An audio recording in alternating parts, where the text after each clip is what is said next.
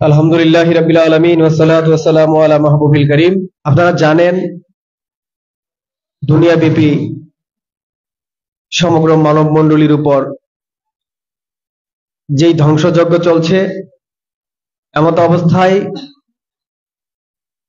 সব মানুষের মুক্তির জন্য দয়াময় আল্লাহ তাআলার পক্ষ থেকে প্রাণাধিক নবী সাল্লাল্লাহু আলাইহি ওয়াসাল্লামের দেওয়া যে জীবন ব্যবস্থা, রাষ্ট্র ব্যবস্থা, বিশ্ব ব্যবস্থা,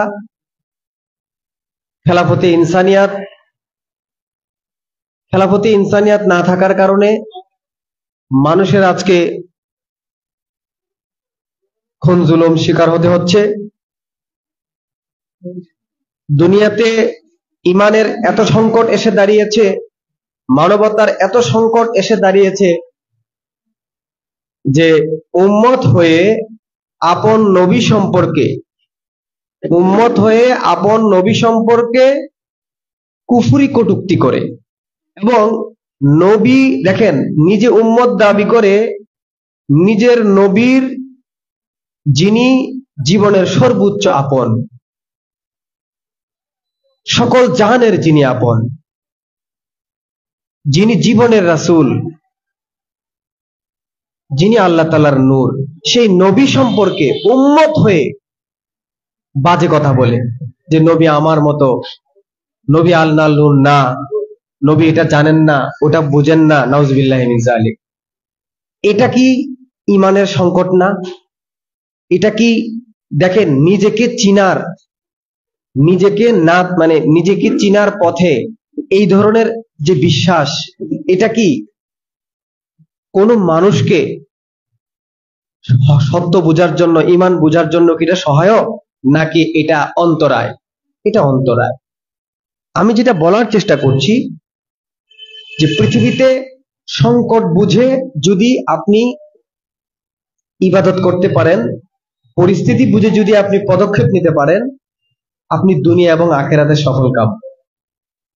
প্রয়োজন মানুষের এখন জীবনের নিরাপত্তা, কিন্তু আপনি এই মুহূর্তে ওই মানুষের জন্য করণীয় পদ্ধতি সম্পর্কে যদি আপনি সচেতন না থাকেন, আপনি যদি উল্টা পথে হাঁটেন, মানুষের মুক্তি আসবে না, তো আসেও নাই। কেন আমি এই কথাগুলি বলছি? এর কারণ যে দুনিয়ায় আউলিয়া কারাম বিভিন্ন দেশে সফর করেছেন। ওনারা আসলেন, আসার পর অনেক অঞ্চলে যুদ্ধ হয়েছে। আউলিয়া কারাম একটা পক্ষ নিয়েছেন, বিপরীতে একটা অপশক্তি, একটা মতবাদ, একটা কোনো না কোনো গোষ্ঠী তাদের বিরুদ্ধে দাঁড়িয়েছে। যেইভাবে দাঁড়িয়েছিল কারবালাতে ইমাম হুসাইন রাদিয়াল্লাহু তাআলা আনহুর বিরুদ্ধে কাফের এজিদ। কথা বুঝতে পারতেছেন? যেইভাবে দাঁড়িয়েছিল সিফফিনের যুদ্ধে মাওলা আলী রাদিয়াল্লাহু তাআলা আনহুর বিরুদ্ধে বাগী মাগদুব মুনাফিক মুয়াবিয়া, এমনি ভাবে যেভাবে দাঁড়িয়েছিল স্বয়ং পৃথিবীর বিরুদ্ধে আবু জাহেল, আবু লাহাবরা। অর্থাৎ এই যে আল্লাহ রাসূলের দেওয়া জীবন বিধান তথা জীবন নীতি, রাষ্ট্রনীতি, বিশ্বনীতি, এক কথায় যেটাকে ইসলাম বলে, ঠিক না? এটা কায়েমের জন্য আউলিয়া কারাম সংগ্রাম করলো। কিন্তু এ যুগে এই সময়ে এসে দেখা যায় আমাদের যারা সুন্নি পরিচয়ে আউলিয়া কারামের গোলাম দাবি করছে, তাদের চিত্র ভিন্ন। আগেকার আউলিয়া কারাম, হকের আউলিয়া কারাম কখনো বাতের সাথে, মিথ্যার সাথে, স্বৈরতন্ত্রের সাথে, তাগুদের সাথে, জুলুমের সাথে, জালেমের সাথে কি করতেন না? আপোষ করতেন না, আতাত করতেন না। কিন্তু এখন এ যুগে এ সময় দেখা যায় ওলি দাবি করছে, পীর দাবি করছে, আলেম দাবি করছে, সে নিজেকে গাজী, জিহাদি, মুজাহিদ দাবি করছে, কিন্তু সে যেই বাতিলের বিরুদ্ধে কথা বলার কথা, সেই বাতিলের সাথে সে বন্ধুত্ব করে। যেমন আমরা যেটা বলি যে দেখবেন কোন বাতিল আপনার বিরুদ্ধে ততক্ষণ পর্যন্ত রাগ করবে না, দাঁড়াবে না, যতক্ষণ না পর্যন্ত তার গদিতে আপনি আঘাত না করেন, তার কর্তৃত্বে আপনি আঘাত না করেন, তার অস্তিত্বে আপনি আঘাত না করেন। এখন আপনি দেখবেন আমাদের সুন্নিরা নূর হাজের নাজের এলমে গায়েবের ভান্ডার নিয়ে কথিত ওয়াহাবিদের সাথে একটা দ্বন্দ্ব হয়, কিন্তু এরই বিপরীতে শিয়াদের সাথে আঘাত করে ফেলছে। আবার শিয়াদের সাথে বিরোধিতা করেও আবার সালাফিদের সাথে কি করেছে, বন্ধুত্ব করে ফেলছে। এই বন্ধুত্ব অনেক ধরনের হয়, এটা দলগতভাবে মিশা হয়, ছেলে মেয়ে বিয়ে শাদী দিয়েও মিশা হয়। খেয়াল করে দেখবেন, আপনার ছেলে সন্তানকে একটা বাতিল প্রতিষ্ঠানে ভর্তি করিয়েও কি এই মিশাটা হয়। এই জন্য ইমানের জায়গায় কলেমার অঙ্গীকারে আমাদেরকে আহলে বাইতের প্রেমে ওলিদের সেই মিশনে আমাদেরকে যদি যুক্ত থাকতে হয়, আমাদেরকে এত সূক্ষ্ম থেকে সূক্ষ্মভাবে বাতিল থেকে মুক্ত থাকতে হবে যে আমরা আজকে দেখেন, সেহরির সময় আমরা সেহরি করেছি, ইফতারির আগ পর্যন্ত আমরা কি আজকে কোথাও কোনো কিছু পানাহার করেছি? আমরা কিন্তু আমাদেরকে যদি আরো কোনো মজাদার খাবারও দেয়, মসজিদে বলার আগ পর্যন্ত আমরা কোনো কিছুই খাবো না, কারণ আমরা রোজাদার। আমরা কি রেখেছি? আমরা আজকে আমাদের পরিচয় কি? রোজাদার। এখন রোজাদাররা কিছু খায় না, কিছু পানাহার করে না। ইমানদাররা কি কোনো বাতিলের সাথে সম্পর্ক রাখে? ঠিক ইমানদাররাও কোনো বাতিলের সাথে সম্পর্ক রাখে না। আমাদের বিশ্ব সুন্নি আন্দোলন, বিশ্ব ইনসানি বিপ্লব যে কথাটা বারবার বলছে যে দেখেন, সকল পানাহার থেকে মুক্ত থাকার নাম যেমন ইমানদার, আরে রোজাদার, ঠিক তেমনি সকল বাতিল থেকে মুক্ত থাকার নাম ইমানদার। ইমানদারদের জন্য রোজা ফরজ।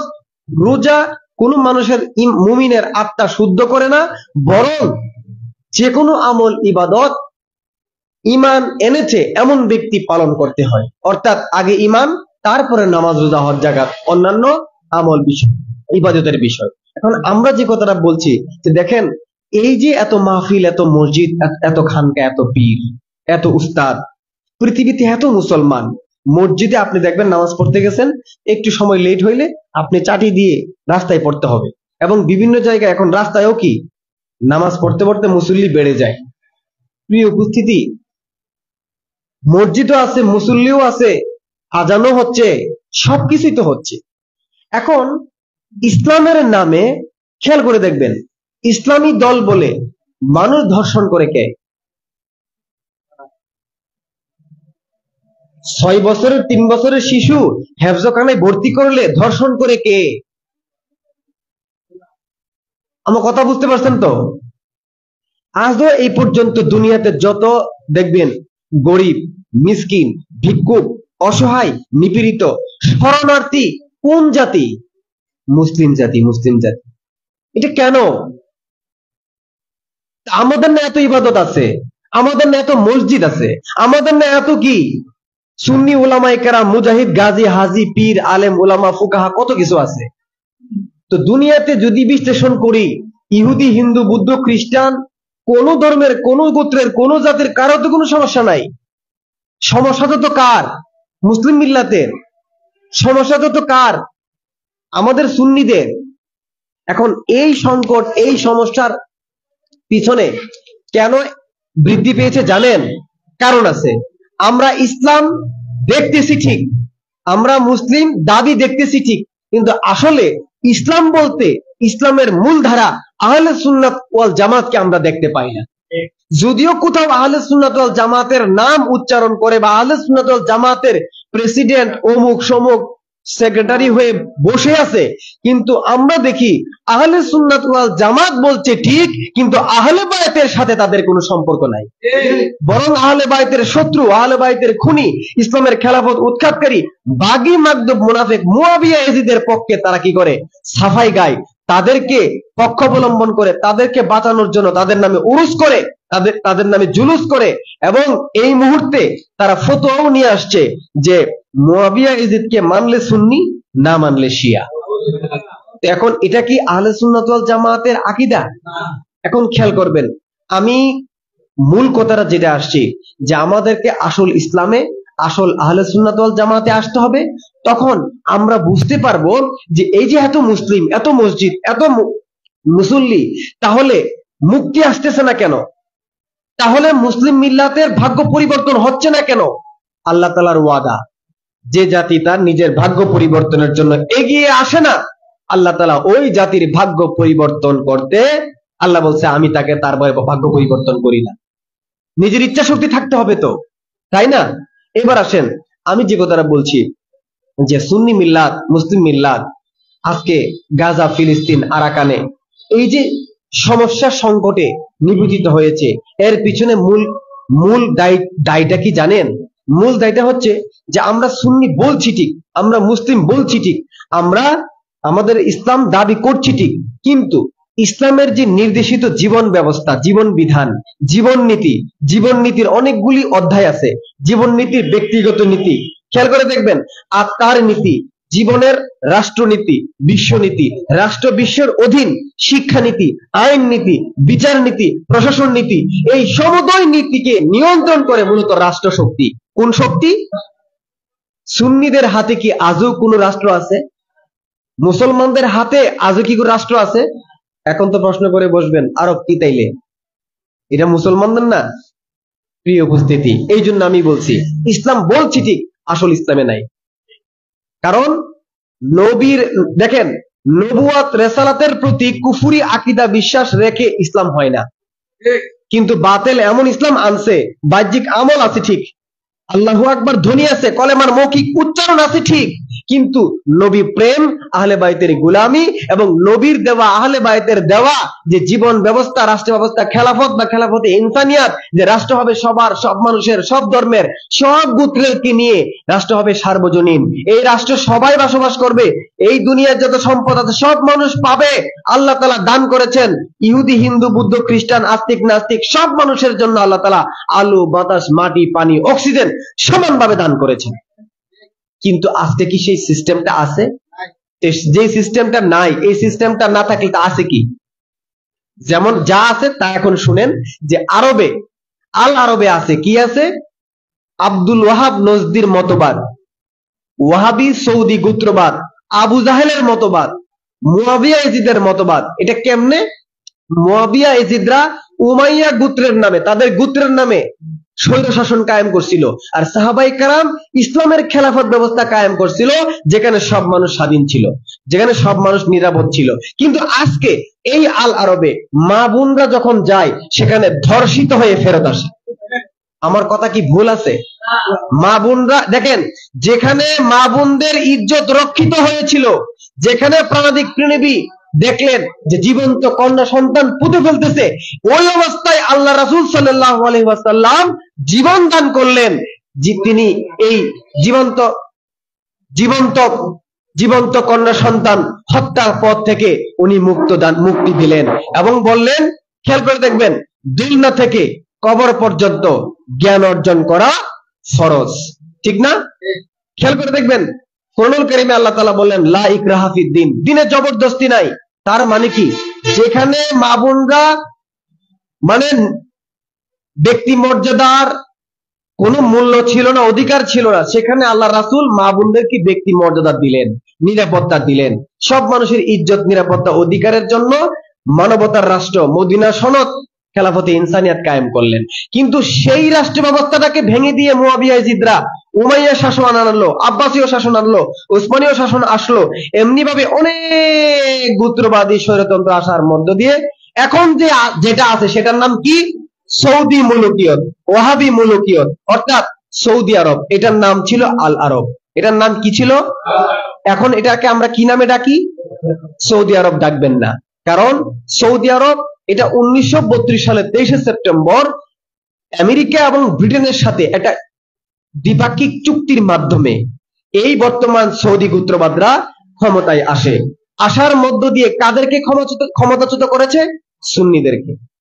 কাদেরকে? তারা যখন ক্ষমতায় আসে, অসংখ্য সাহাবায়ে কেরামের মাজার ভেঙে ফেলে, সুন্নি আলেমকে হত্যা করে এবং এই আল আরবকে তাদের নিজেদের গোত্রের নামে, গোষ্ঠীর নামে আল আরব কেটে নিজেদের গোত্রের নামে সৌদি আরব করেছে। এখন আমরা কি এটাকে আর সৌদি আরব বলতে পারি?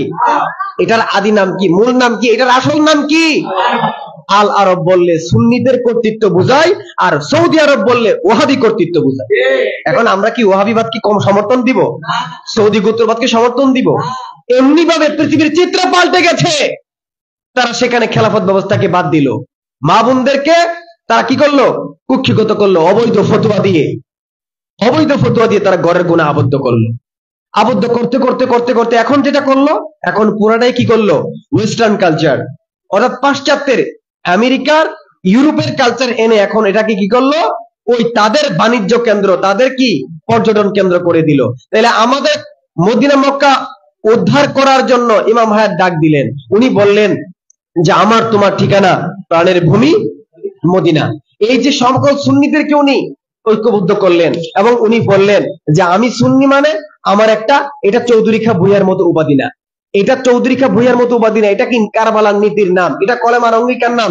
আমি সুন্নি মানে কি বুঝাই জানেন? আমি রোজাদার বলতে যেমন বুঝাই যে আমি সকল পানাহার থেকে মুক্ত, আমি পবিত্র বললে যেমন বুঝাই যে আমি সকল অপবিত্রতা থেকে মুক্ত, আমি সুস্থ বললে যেমন বুঝাই আমি সকল অসুস্থতা থেকে মুক্ত, সুন্নি বলতেও বুঝাই আমি সকল বাতিল থেকে মুক্ত। এখন এমন সুন্নি কি আর আছে? এখন সুন্নি বলে কিন্তু বিভিন্ন জন বিভিন্ন বাতিলকে ভোট দেয় না?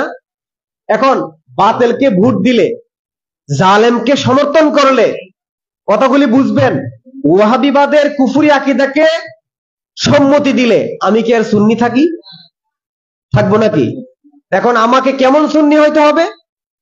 শুধু ওয়াহাবি থেকে মুক্ত সুন্নি না, আমি ওয়াহাবি, খারিজি, শিয়া, মওদুদি, যত প্রকার বাতিল আছে সকল বাতিল থেকে আমাকে মুক্ত থাকতে হবে, ঠিক না? এখন আমি বললাম যে আমি তো ভাত খাই নাই, আমি চিরা খাইছি, বোঝা হবে না? কি বলেন? পানাহার মানে সকল প্রকার পানাহার, ঠিক না? মানে আমি পবিত্র মানে আমি সকল নাপাকি থেকে মুক্ত, আমি সুন্নি মানে আমি সকল বাতিল থেকে মুক্ত। এখন এমন সুন্নি হওয়ার জন্য ইমাম হায়াত বললেন, এমন সুন্নি হইতে হলে নিজেদেরকে কি করতে হবে? বিশ্ব সুন্নি আন্দোলনে যোগ দিতে হবে। কারণ সুন্নি ছাড়া কেউ, বাবা একটা কথা বলে, পিসাব কেবলা একটা কথা বলে, কি বলে? সুন্নি ছাড়া কেউ জান্নাতে যাবে না। নবীর পক্ষে থাকো। সুন্নি মানে জান্নাতি পরিচয়, বেহেশতের অধিবাসীদের পরিচয়। সুতরাং আমরা বলছি সুন্নি মানে সকল বাতিল থেকে মুক্ত হতে হবে। তো বাতিল মুক্ত হয়ে আমরা কি করব? আমরা দুনিয়াতে হক কায়েম করব। হক কি? হক তাওহীদ, রিসালাতি হক, কলেমাই হক। এই হকের যে রাষ্ট্র কাঠামো, বিশ্ব কাঠামোর নাম খেলাফতে ইনসানিয়াত, রাষ্ট্রসভার, দুনিয়া সবার। আমরা এখন সবার রাষ্ট্র করার জন্য, মানবতার রাষ্ট্র করার জন্য, মানবতার রাজনীতি করার জন্য আমরা বিশ্ব ইনসানিয়াত বিপ্লবের মাধ্যমে কাজ করি। এখন এই রোজা কি শুধু আমরা পানাহার থেকে মুক্ত থাকবো নাকি সকল বাতিল থেকেও মুক্ত থাকবো? আর সকল বাতিল থেকে মুক্ত থেকে আমরা কি করব? যার যেমনি বিচ্ছিন্ন ভাবে চলবো নাকি ঐক্যবদ্ধ হব? ঐক্যবদ্ধ হবে কিসের ভিত্তিতে?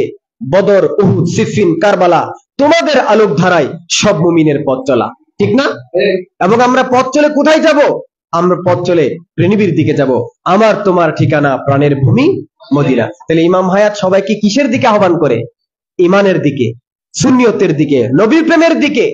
সুতরাং আমাদের সবাইকে সুন্নি আন্দোলনে যুক্ত হতে হবে এবং সকল বাতিল থেকে মুক্ত হয়ে হক কায়েমের জন্য ইনসানিয়াত বিপ্লব কায়েম করতে হবে। এবং মানুষকে শিখাইতে হবে যে ভাই তুমি মানুষ, আমি মানুষ, মানুষে মানুষে আমরা সমান অধিকার আছি, কিন্তু রাষ্ট্রটা তো সবার, আসো আমরা মানবতার রাষ্ট্র করি। এখানে তোমার বিশ্বাসও থাকবে, আমার বিশ্বাসও নিরাপদ থাকবে। কোনটা সত্য কোনটা মিথ্যা সেটা আমরা জ্ঞান ভালোবাসা দিয়ে তুলে ধরবো, মানুষ সেটা যাচাই করে তার সিদ্ধান্ত নিবে। কিন্তু রাষ্ট্রটাকে এক ধর্মের, এক জাতির, এক গোত্রের আমরা করতে দেব না। এটা এজিদ করেছে, মুয়াবিয়া করেছে, আবু জাহেল করেছে, ফেরাউন করেছে, নমরুদ করেছে। আমরা তো তাদের দাস নই, আমরা তো আহলে বাইতের গোলাম, আমরা তো সাহাবায়ে কেরামের গোলাম, ঠিক না? আমরা আউলিয়া কেরামের গোলাম। আমরা কি তাইলে ওই তাদের জালেমদের পথে থাকবো নাকি মানবতার পথে আসবো? আমরা কোন রাজনীতি করবো? মানবতার রাজনীতি করবো না? আমরা মানবতার রাজনীতি, ইনসানিয়াত বিপ্লবের রাজনীতি করবো। আপনারা কি সবাই রাজি আছেন? বলেন সব মানুষ ভাই ভাই, নিরাপদ জীবন চায়। আসসালামু আলাইকুম ওয়া রাহমাতুল্লাহি ওয়া বারাকাতুহু।